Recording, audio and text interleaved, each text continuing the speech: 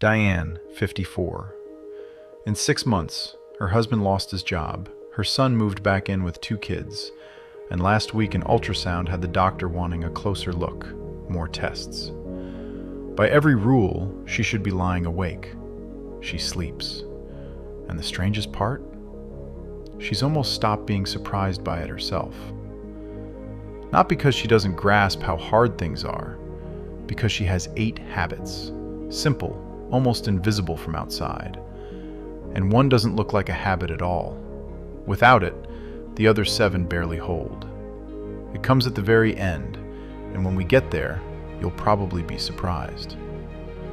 Diane's neighbor has it easier right now. Steady job, good health, kids grown and gone.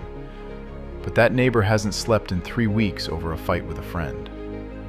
The difference between them isn't their circumstances. It's those 8 habits. The ones Diane wouldn't even call habits. She just lives this way.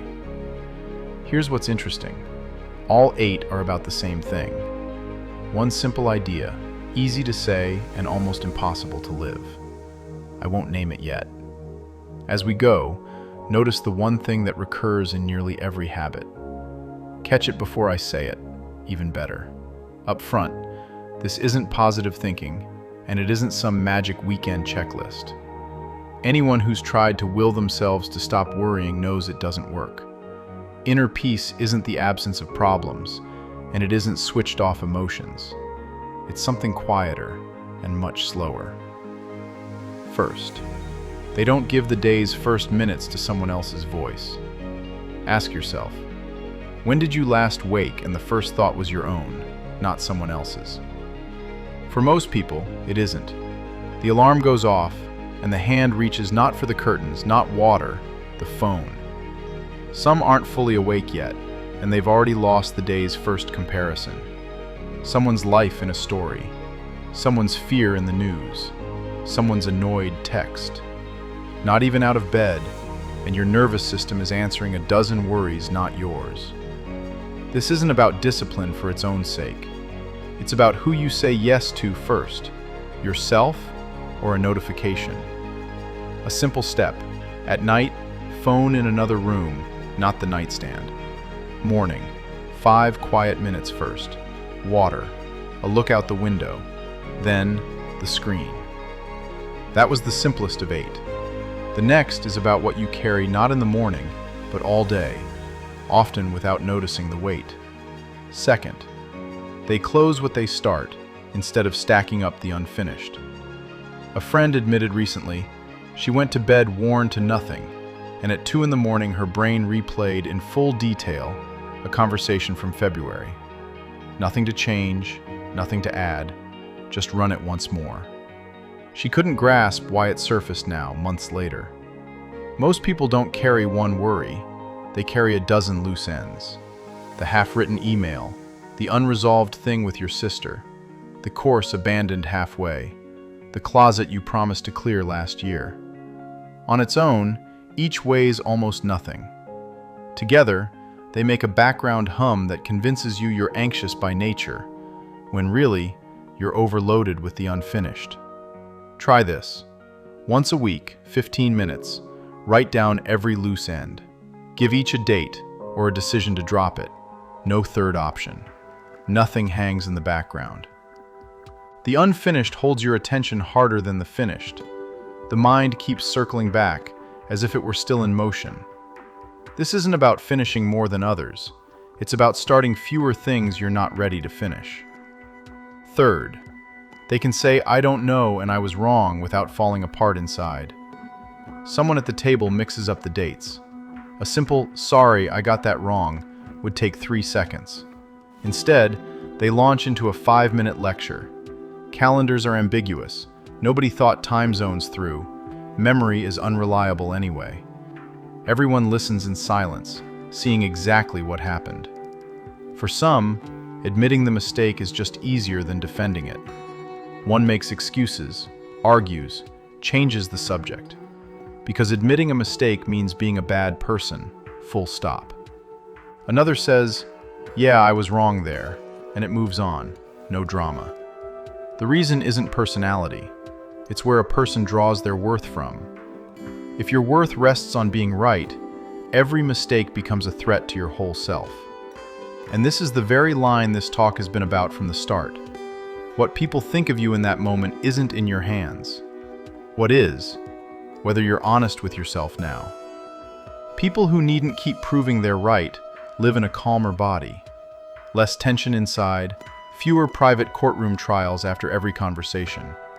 A simple step. Next time you defend yourself, pause and say, "You're right about that," or "I was wrong here." No but.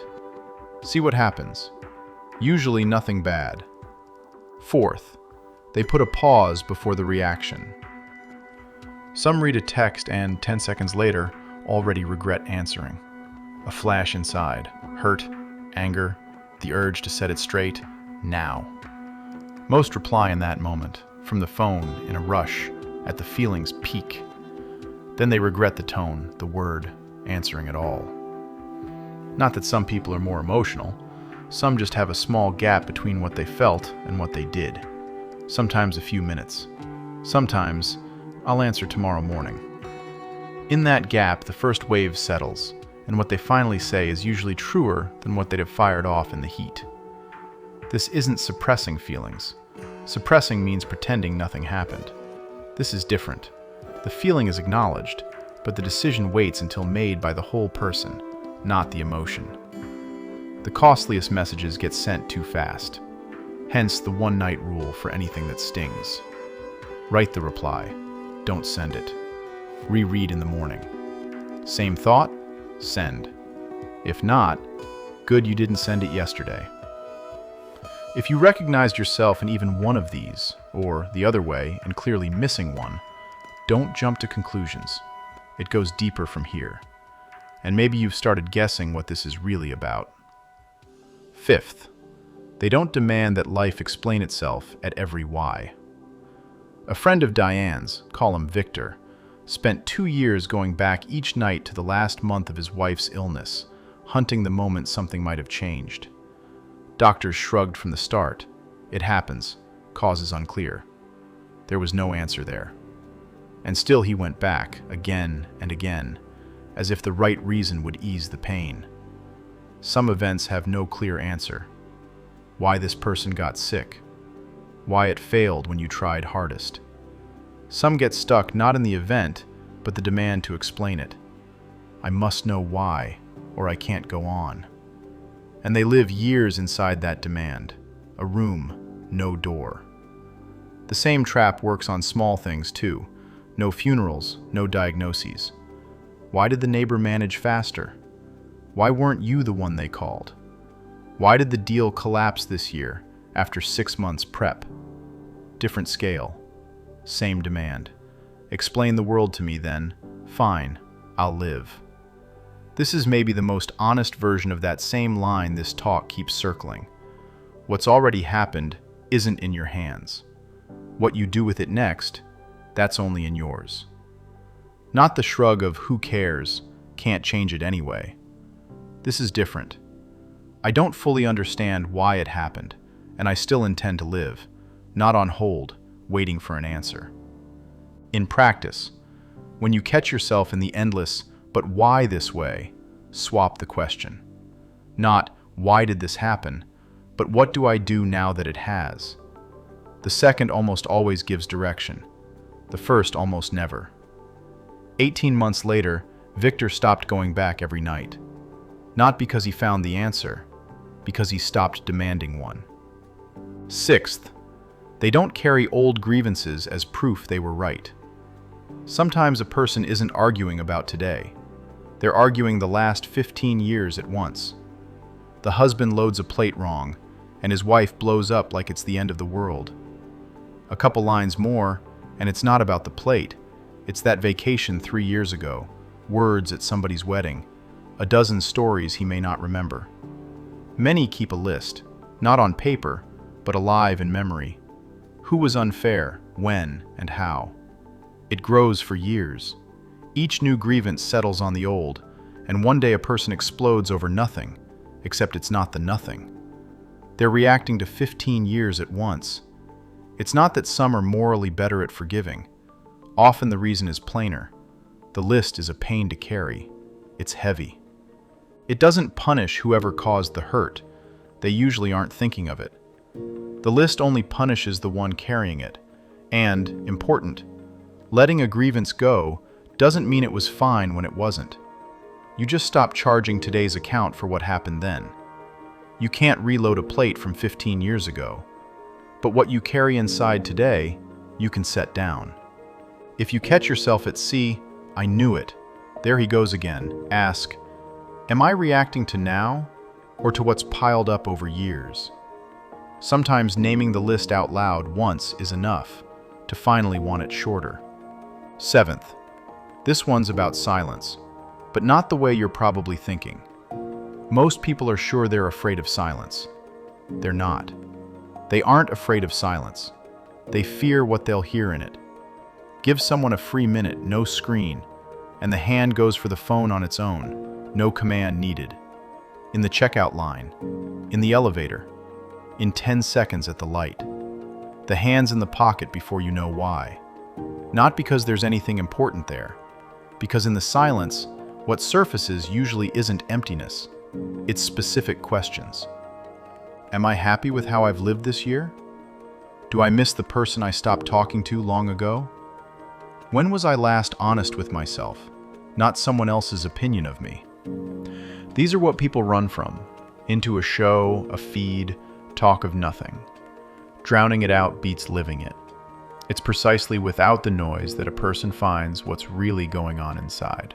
Not what they think of themselves on the run, but what's weighing, what they really want, what it's long past time to be honest about, at least with themselves.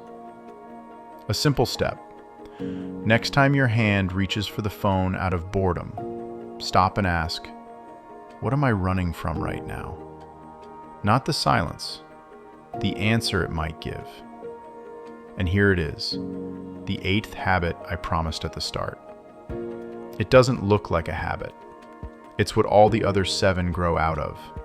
And if you've been guessing along the way, you already understand what this was about. Here you might think, hold on, that's an old idea. Tell apart what's in your power from what isn't. True, it's thousands of years old. But knowing that idea and living it are 2 different lives. Almost anyone can repeat the formula. Not carrying what was never yours. When the 2 in the morning anxiety screams the opposite. Few can do that. People with real inner peace aren't the ones who keep everything under control. If anything, the opposite. At some point they honestly admitted, not everything in life rests on me alone. There's what I can do, and what I can't change, explain, or prevent, no matter how much effort I pour in. This isn't passivity, and it isn't whatever will be, will be. It's a grown-up dividing line. What I'm truly responsible for, versus what I spent years dragging along, afraid that if not me, then no one. For those who drew it, the back stops being permanently tensed. Not because life got easier, because they stopped holding, alone, a weight never meant for one person. For some, this sounds like faith, trust in the one greater than us, not indifferent to what happens to us. For others, simpler, honesty that a person isn't a god to themselves, not the final authority on every question of life. Whatever you call it, this is where that peace is born. One that doesn't depend on how calm things are around. In 2 weeks, Diane will get her test results. Maybe good, maybe not. Nobody knows right now, least of all her. But tonight, she'll sleep. Not because she found a way to feel nothing. Not because her circumstances got lighter, her husband's still out of work, her son and kids still live with her, and there's still no diagnosis. She'll sleep because peace was never a reward for good circumstances. It was always a way through them. If this landed in you, leave a like. And if someone came to mind who needs it, send it on.